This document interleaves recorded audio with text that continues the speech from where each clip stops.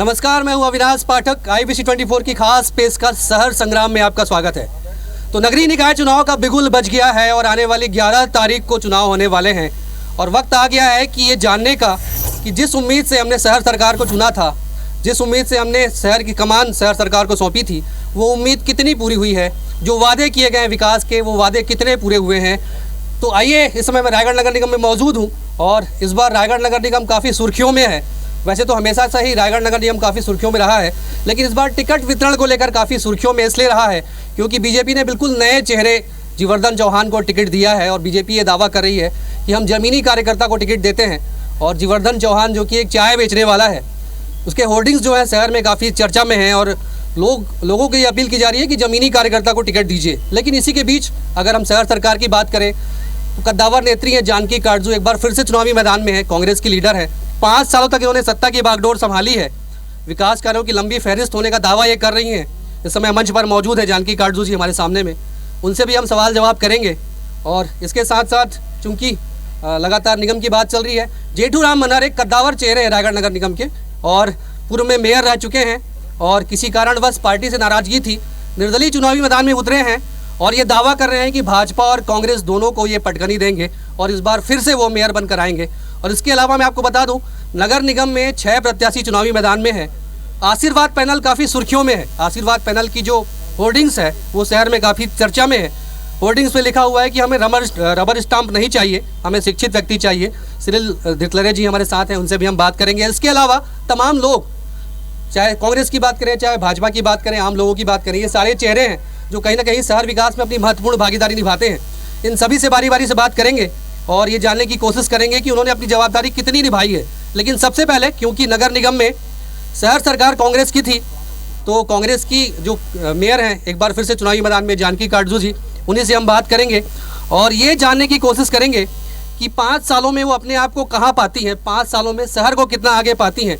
जो वादा उन्होंने पिछले 5 साल में किया था वो वादा कितना पूरा हुआ है और अब वो फिर से क्योंकि चुनावी मैदान में है तो क्या सोचती हैं, किन मुद्दों को लेकर वो जनता के बीच जाएंगी और जनता से उन्हें किस तरह के समर्थन की उम्मीद है। जानकी काटजू जी, स्वागत है आपका, बहुत बहुत धन्यवाद। एक बार फिर से चुनावी मैदान में है, 5 सालों का सफर आपने तय किया है, बहुत सारे काम होने का दावा आप कर रही हैं, कहाँ पाती हैं अपने आप को? जी, लगातार मैंने 5 सालों तक कार्य की है शहर विकास में को आगे बढ़ाने के लिए, शहर को आगे बढ़ाने के लिए हमने शहर विकास को प्राथमिकता के साथ शहर को एक नई दिशा दी है। शहर को सुखर रायगढ़ की परिकल्पना को पूरा करने के लिए शहर को साफ सफाई से लेकर मूलभूत सुविधा जो थी वो सबको हमने पूरा की है। महिलाओं को आगे बढ़ाने के लिए भी हमने, आत्मनिर्भर बनाने के लिए, नारी शक्ति को आगे बढ़ाने के लिए हमने सब महिलाओं को काम दी है। तो संतुष्ट हैं आप अपने कामकाज से 5 सालों के? आपको लगता है कि बहुत सारे काम नहीं कर पाई हैं आप? जी, मैं बहुत सारे काम को की हूँ और शहर के जो जनता है वो सभी मेरे काम को के लिए गवाह है और आगे भी मैं चाहती हूँ कि उनके विश्वास पे ही मैं निर्णय को छोड़ती हूँ। शहर जो भी निर्णय, शहर के आम जनता जो भी निर्णय लेती है उसको मैं मानती हूँ। तो भाजपा प्रत्याशी जीवर्धन चौहान किसी कारणवश कार्यक्रम में नहीं पहुँच पाए हैं। जिला भाजपा के पूर्व अध्यक्ष हैं, वरिष्ठ भाजपा नेता हैं उमेश अग्रवाल जी, वो यहाँ पे मौजूद है। चूँकि शहर सरकार में आप विपक्ष थे लेकिन सरकार आपकी है, जो दावा कर रही है मेयर 5 सालों के विकास कार्यों, क्या कहेंगे आप, क्या आकलन करते हैं? आज़ादी के बाद से 2003 के पहले तक कांग्रेस के विधायक रहे हैं जिनकी अगर हम वर्षों में तुलना करेंगे तो 56 साल, और पिछले 5 साल कांग्रेस की प्रदेश में सरकार रही, रायगढ़ में कांग्रेस का विधायक रहा, शहर में इनकी सरकार रही। मैं आंकड़ों से अगर बात करूंगा तो मैं इस बात का दावा करता हूं, 56 साल कांग्रेस के विधायक और 5 साल जानकी काटजू जी का कार्यकाल, वे अपने सारे कार्यकाल के विकास की राशि को जोड़ लें। और मैं मोबाइल में अपने विधायक जी के कार्यकाल का ब्यौरा लेकर आया हूं, पूरी तैयारी से पहुंचे। 1 साल के विकास की जो गणना है वो इनके 56 साल के विधायक और पिछले 5 साल के इनका कार्यकाल नहीं पूरा कर सकता। क्या कहेंगे, मतलब संतोषजनक नहीं रहा कार्यकाल? निश्चित रूप से ये मैं नहीं कह रहा हूं, ये तो विधानसभा चुनाव में रायगढ़ की जनता ने कहा है, जिस जनता ने 65,000 मतों से न केवल विधानसभा में जिताया वरन 68,000 मतों से लोकसभा में जिताया। मैं अभी इतना ही कहना चाहता हूं कि आज कि स्थिति ये है, कांग्रेस के पास प्रत्याशी नहीं है, उनके चुनाव लड़ने के लिए कोई तैयार नहीं है। जो उनके प्रत्याशी हैं हार के डर से बौखलाहट में अपने नाम वापस कर रहे हैं। इस मामले पे हम जवाब लेंगे, लेकिन आपको भूलना नहीं चाहिए कि ये यही रायगढ़ शहर है जिसने किन्नर को मेयर बनाया है। तो भाजपा और कांग्रेस दोनों को सोचने की जरूरत है कि आखिरकार ये स्थिति क्यों निर्मित हुई थी कि किन्नर यहाँ पे है, मेयर बन के आई थी। आप प्रथम नागरिक थे, लंबे समय तक आपने नगर निगम को चलाया है, आपने भाजपा का कार्यकाल भी देखा, कांग्रेस का कार्यकाल भी देखा, आप खुद फिर से मैदान में है निर्दलीय प्रत्याशी के रूप में। क्या लगता है 2014 का जो रण था, एक बार फिर से वही स्थिति बनने वाली है, फिर से निर्दलीय जीत के आने वाला है? सबसे पहले तो मैं इनसे ये जानना चाहूँगा, भारतीय जनता पार्टी ने जिसके ऊपर विश्वास करके रायगढ़ नगर की मेयर की टिकट दी है उनको, क्या वो आज पब्लिक के सामना करने में सक्षम नहीं है? ये सवाल से मैं सहमत हूँ। हालांकि इन्होंने ये दावा किया कि किसी कारणवश नहीं पहुंच पाए हैं। हमारे इस कार्यक्रम का मकसद यही है कि आम लोगों के बीच में जो प्रत्याशी है वो पहुंचे, वो करना क्या चाहते हैं वो बताएं, अपने वादे क्या है वो बताएं। चलिए आप बताइए अपना मैनिफेस्टो। मैंने अपना मैनिफेस्टो कल पब्लिक कर दिया है, लगभग सबको इसकी जानकारी हो गया है। मैंने रायगढ़ के विकास के हर पहलू को ध्यान में रखते हुए किया है, चाहे युवा बेरोजगार के लिए हो, चाहे आज एक पॉइंट और उसमें मैं जोड़ा हूँ जो छूट गया था, वो है हमारे रायगढ़ के पत्रकारों के लिए सर्व सुविधा युक्त भवन। इसको मैं आज उसमें शामिल किया हूँ और मेरा मैनिफेस्टो आप लोगों को मिल जाएगा। एक एक चीज़ को भी तो वर्णन नहीं कर पाऊँगा, लेकिन मैंने जो मैनिफेस्टो बनाया है, मैंने जो 5 साल जो रायगढ़ शहर की जो जनता की जो काम किया, जनता की जो भावना को मैंने समझा, उस भावना को आगे बढ़ाने के लिए उस हिसाब से आज 3 महीना पहले मैंने उस मैनिफेस्टो को तैयार किया था। मैंने मन बना लिया था कि मेरे को रायगढ़ नगर निगम की चुनाव लड़ना है। किस स्थिति में लड़ूंगा वो निर्णय नहीं हो पाया था, लेकिन मैंने आज निर्दलीय पार्षद के रूप में, मैं निर्दलीय मेयर के रूप में आज मैदान में आ गया। मैं बार बार कह रहा हूँ कि इस चुनाव में आशीर्वाद पैनल जो है काफ़ी चर्चा में है और युवा प्रत्याशी है सिरिल धृतलरे, पिछली बार भी चुनावी मैदान में उतरे थे, पढ़े लिखे हैं, इंजीनियर हैं। यस, तो इंजीनियर हैं, आपके होर्डिंग का मतलब क्या है ये बताइए? सबसे पहले तो मैं ये बोलूँगा सर, आप सभी को धन्यवाद। मेरा बड़ी दुख की बात है कि हम सिर्फ दोषारोपण करते हैं। विकास का असली चेहरा देखना है तो भी टॉयलेट से आ जाइए, जो मैं अभी आ रहा हूँ, आपको दूध का दूध पानी का पानी नज़र आ जाएगा।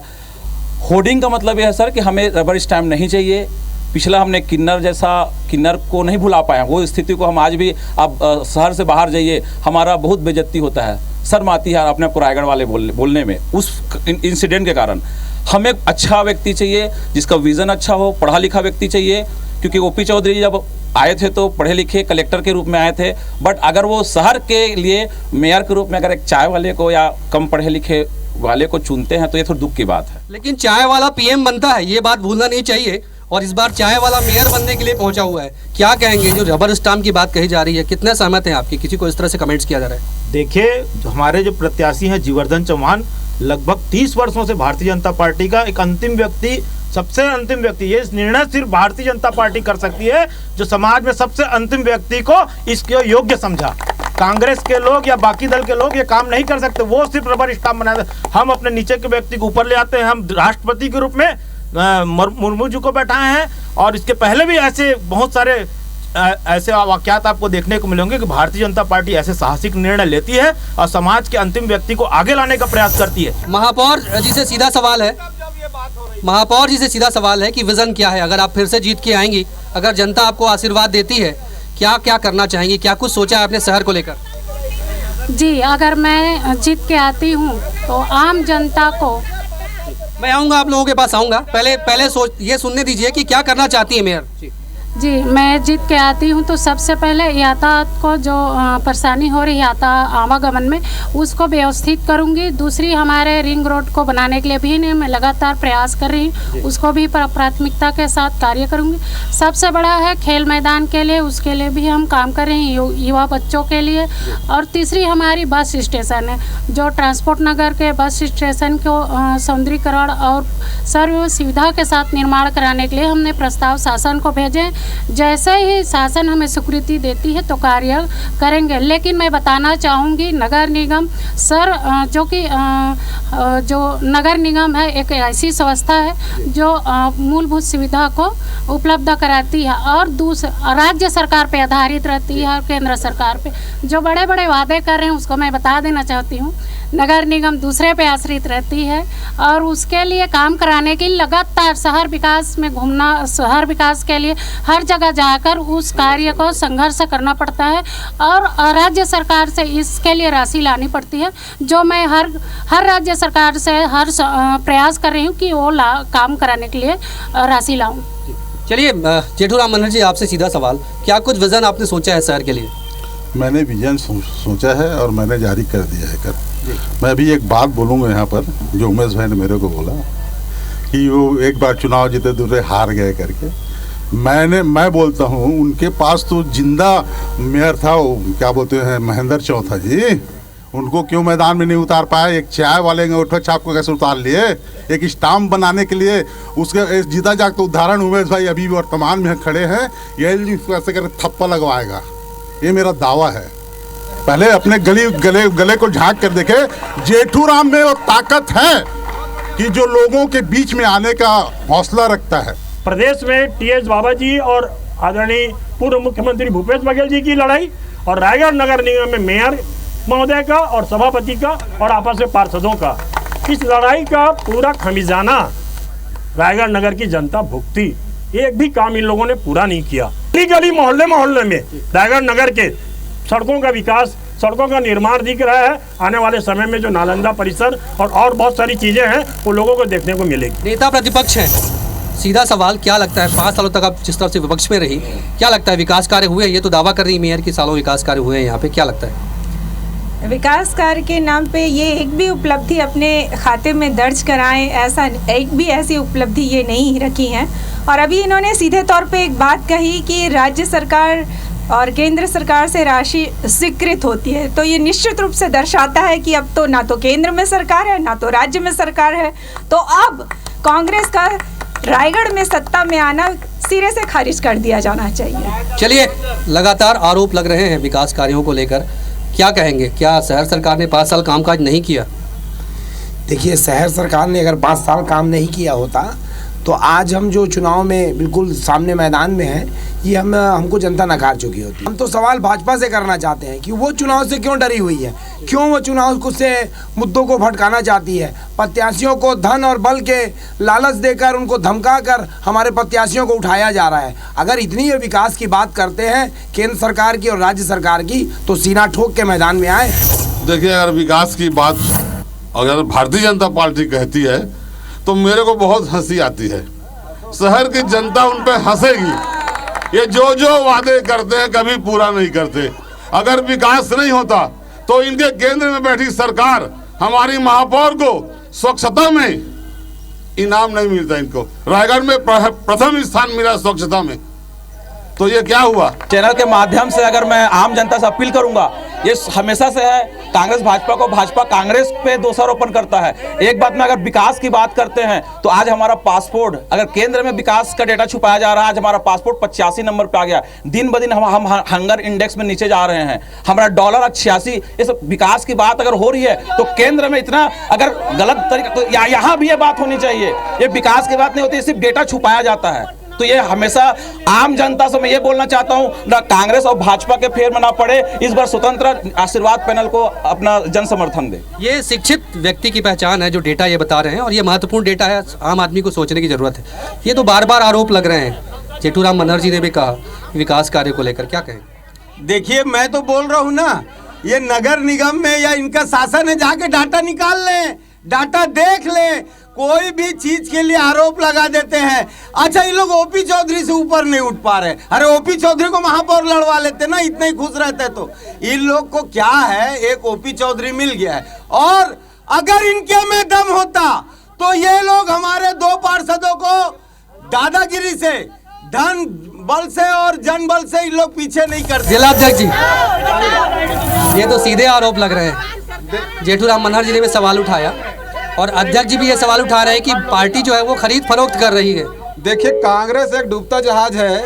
और उसके जो लोग हैं वो खुद भागने को तैयार बैठे हैं और खुद छोड़ के अपना जाके खुद अपना नामांकन वापस ले रहे हैं और आरोप भारतीय जनता पार्टी पर लगाते हैं। अरे इनके पास तो प्रत्याशी ऐसे विश्वसनीय कार्यकर्ता नहीं है, प्रत्याशी नहीं है जो चुनाव लड़ने के लिए टिक सके। प्रत्याशी नहीं है जी। सबसे पहले तो मैं ये कहना चाहूंगी, जो बार बार हमारे महापौर प्रत्याशी के लिए अंगूठा छाप जो कहा जा रहा है, ये एक कम पढ़े लिखे इंसान का पूरी तरह से अपमानित करने जैसा है। मैं पूछना चाहूंगी, क्या कम पढ़ा लिखा इंसान अच्छी इच्छा शक्ति के साथ रायगढ़ का विकास नहीं कर सकता क्या? क्या कम पढ़े लिखे इंसानों का इनको वोट नहीं चाहिए क्या? और दूसरी बात, चलिए प्रत्याशियों के पास चलते हैं, क्योंकि 11 तारीख को मतदान होना है अध्यक्ष जी, चूंकि 11 तारीख को मतदान होना है और अब ये हम जानना चाहते हैं, क्योंकि 4 प्रत्याशी, क्षमा कीजिएगा 3 प्रत्याशी 1 प्रतिनिधि, ये 4 हमारे साथ मौजूद हैं। कम शब्दों में बताइएगा, क्योंकि जनता भी यहाँ पे मौजूद है। वादा करिए जो 3 बड़े वादे जो जनता से आप करना चाहेंगे। वो तो 3 बड़े वादे, आप लिस्ट मत दिखाइए, 3 वादे गिन के बताइए। मेरे पास 3 नहीं है, 3 बड़े काम। कम शब्दों में बताइए। मेरे पास 21 है एजेंडा, देख लो आप। एक नया जोड़ा हूँ जो पत्रकारों की सर्व सुविधा युक्त भवन बनवाऊं। पहला काम बताइए आप, सबसे बड़ा पहला काम केलो नदी को देख ली, उद्धार के लिए उसके है। आखिरी में है बूढ़ी माई के तालाब के जो सौंदर्यीकरण वो है। मैं केलो नदी से लेकर के बूढ़ी में मंदिर तक का चिंतन किया हूं मैं। चलिए महापौर जी, आपसे सवाल, अगर जनता आपको फिर से चुनकर आती है, अगर आप फिर से चुनकर नगर निगम में आते हैं, 3 ऐसे बड़े काम जो आप करना चाहती हैं, किसी कारणवश नहीं कर पाई हैं और वो आप करना चाहेंगे? जी, रिंग रोड बनाना चाहती हूँ, खेल मैदान और जो कि ट्रांसपोर्ट नगर बस स्टैंड, उसको प्राथमिकता के साथ तीनों काम को कराना चाहती हूँ। चलिए, बिल्कुल रिंग रोड की शहर में बड़ी ज़रूरत है, ट्रांसपोर्ट नगर का निर्माण भी जरूरी है। पूर्व अध्यक्ष जी हैं, 3 बड़े काम, क्योंकि आपने शहर को काफ़ी करीब से देखा है, क्या कमी आपको महसूस होती है और आपको लगता है कि सरकार आने के बाद आप चाहेंगे कि वो 3 बड़े काम सबसे पहले हों? सबसे पहले मैं आपको ये बता दूं कि आज हम इस स्थिति में हैं, हमें वादे करने की जरूरत नहीं, हमारे इरादे मजबूत हैं। लेकिन कृषि महाविद्यालय, संगीत महाविद्यालय और स्टेडियम का बृहद निर्माण, ये 3 हमारे वादे हैं। और उसके बाद मैं आपसे ये कहना चाहता हूँ कि कांग्रेस की A team, Janaki Katju, B team, दोनों टीम मिलने के बाद भी भारतीय जनता पार्टी जितने मतों से जीतेगी, उतने मत अगर इनको मिल जाए तो हम ये समझेंगे कि हमारे कार्य में कहीं कमी है। चलिए, तो नगर निगम चुनाव के सारे प्रत्याशी आपके सामने मौजूद थे और कहीं ना कहीं विकास का मादा ये रखते हैं, विकास का सपना भी इन्होंने देखा है। देखना ये होगा कि आप किसे चुनते हैं और शहर विकास की दिशा कहाँ जाती है। फिलहाल मुझे दीजिए इजाजत, नमस्कार।